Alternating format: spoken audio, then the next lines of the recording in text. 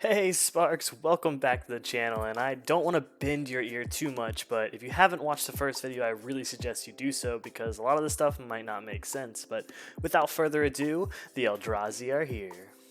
If we continue where we left off, the three planeswalkers, Sarkhan, Jace, and Chandra, escaped without even realizing what they did. They had unfortunately set forth the motion that actually unraveled Zendikar. Bolas's plan was a success, but it was not a complete success, as yes, the brood was set free, but now that the door is unlocked, it needed to be pushed fully open to let all three titans out. Not to worry though, that issue would soon be fixed by a fellow Zendikarian planeswalker elf native Nissa Ravine. With the Eldrazi spawn wreaking havoc across Zendikar, even with all of her strength, Nissa's tribe grew desperate, and with death and destruction becoming more like a daily event, Nissa had to find some way, any way, to get help. It just so happens that Soren Markov finally makes his way back to Zendikar, sensing the overwhelming presence, and even from Innistrad. When he arrived, he was confused because if the Eldrazi was freed, then where was the signal to have him return to Zendikar? Where was Ugin or Nahiri? Now, if we remember, Nahiri was pissed at Soren because he had ignored the original signal when the first crack in the Hedron network happened. The original call for help was sent, however, unknown to Soren, he did not receive these messages because of his own defense he made to seal away demons and Eldrazi if they happened to invade Innistrad. It was a powerful chunk of metal from the Innistrad moon named the Hell Vault, and it was so powerful that it actually intercepted the original call for help. So now with a much larger break and Nahiri's nowhere to be found, Soren is now pissed at Nahiri for letting this happen. Nonetheless, he arrived on Zendikar with intentions of sealing the Hedron network and fixing the damage that was done. So on his way to the Eye of Ugin, he runs across Nissa and quickly realizes that she too is a planeswalker. She was looking for powerful allies to fight off the Eldrazi, and Soren needed more planeswalkers to help channel the powerful magic in the ley lines. And with common goals in mind, they decided to become allies and help seal the Eldrazi once more. Unfortunately, when they both arrived at the Eye, Nissa's true intentions were revealed. Rather than helping secure the ley line, she instead channeled all her power into the center seal and shatters it. With the final seal broken, now Ulamog, Kozilek, and Emrakul were fully unshackled and started to feed on Zendikar. Soren, rightfully irritated by this foolish action of the elf, he leaves Zendikar without another word, letting it fall to its fate. Nissa did have reasoning behind what she did, however. She didn't want the plains of Zendikar to be a prison for the Eldrazi and always fearing for their next escape. She thought that if she would break the cage, that much like captured animals, they would just flee their captors, returning to the blind eternity to feed on another world that was less troubling. However, that's not how the Eldrazi work, and they must feed, and they will feed. And them being sealed away for so long, Zendikar was looking like a whole snack right now. So Nissa was wanting to protect Zendikar, she actually doomed it, and this is an outcome that Bolas could have never predicted. So fast forwarding a couple years after their release, and Ulamog really being the only Titan to be spotted regularly, as Emrakul and Kozilek disappeared shortly after their release. Maybe they left for good, but regardless, even with one Titan actively feeding on Zendikar, no single army would dare fight the drones, and not even to mention the Eldrazi Titan himself. However, even with the tide not in their favor, champions did rise to combat the Eldrazi Titan and their brood. Not only from Zendikar, but from all across the multiverse. The person who started this revolution was the Heromancer and Planeswalker from Theros, Gideon Jura. He first came to Zendikar to chase a potential love interest with Chandra Nalaar. However, when he first arrived, it was not love that was in the air, it was death and destruction, as he arrived shortly after the Titan's full release. Gideon never wanted to turn down a fight, took up to helping a human outpost that was being besieged by the cursed spawn of the Eldrazi. As skilled in combat as he was in leadership, Gideon eventually turned the tide against the brood. However, he even found it hard to combat Emrakul, who appeared to turn the fight back in the favor of Eldrazi. Against this overwhelming force, he was forced to admit defeat and planeswalk away, unfortunately leaving the outpost to death. Yet, he would not stop there. He wanted to atone for abandoning that outpost outpost, so he went to search and find other powerful planeswalkers to band together and avenge them. The first planeswalkers to join Gideon was Chandra and Jace, and they were feeling especially responsible for what happened at the Eye of Ugin. The others who joined later were natives of Zendikar. This list included the elf Nissa and the merfolk tidecaller named Kiora.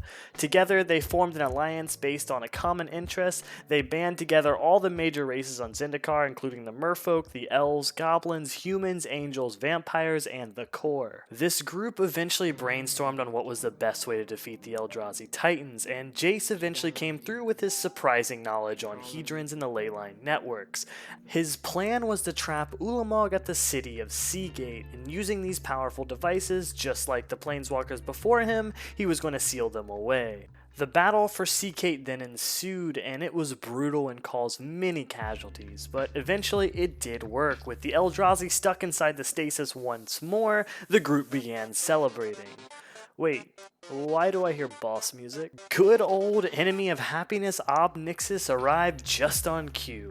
Remember, he had been desparked years prior, and well, he appeared to have used the Hedrons that was imprisoning Ulamog to channel the energy into himself, reigniting his sparks. However, doing so shattered the network that had imprisoned Ulamog, and he was once again free.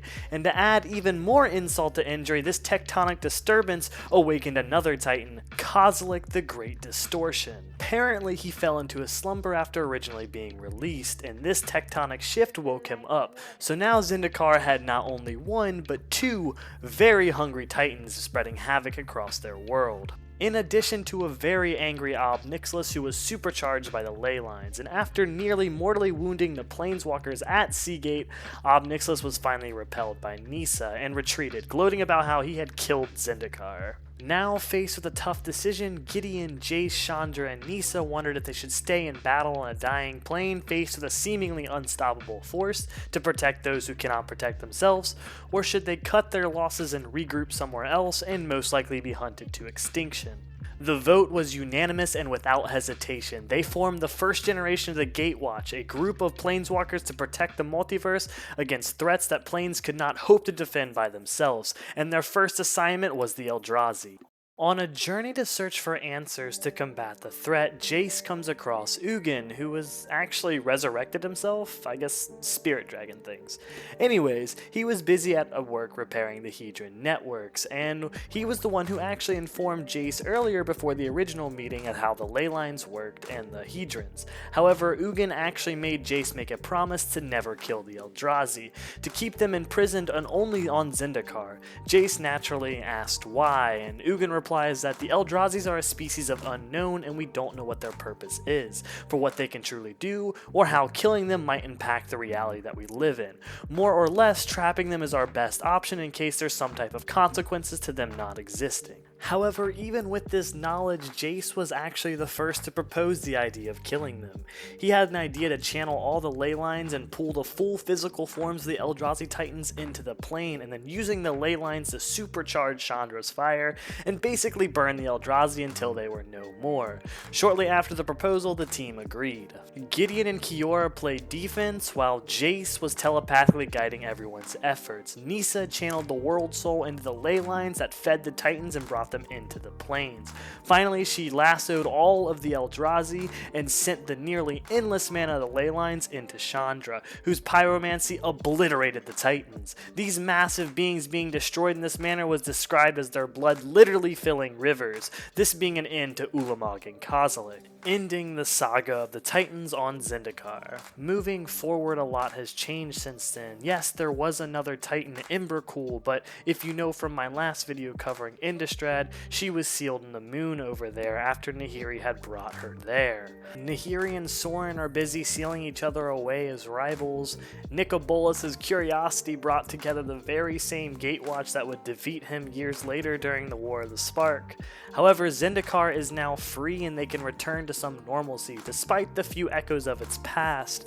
Years this plane has been used for places to disregard things that were too threatening for other planes, and I'm excited to see how this plane will evolve and how it can move forward without the Eldrazi threat there to tie them down. We can finally see how the planes existed before the Tainted Seas and the Corrupted Lands and the False Gods. I can't wait to see Zendikar can do when it's finally left to flourish on its own. I am Terragaze and I truly enjoyed being your tour guide to these beautiful plains. If you have a place that you would like me to go next, by all means comment it below because I do tally them all up, and whichever place gets the most votes, I then visit that area. If you want to support me in what I do, I did finally make a Patreon, so shout out to my brilliant members over there. Names are on the screen. They keep me doing what I do best. Join our Discord and play some Magic and Theorycraft with us, and lastly, if you liked the video, please like and subscribe. It truly helps me get my name out there. I've talked too much, and I hope this new year will be a new page for us all filled with brilliant memories. Know that you are loved and you'll always be loved. Terra out. Bye.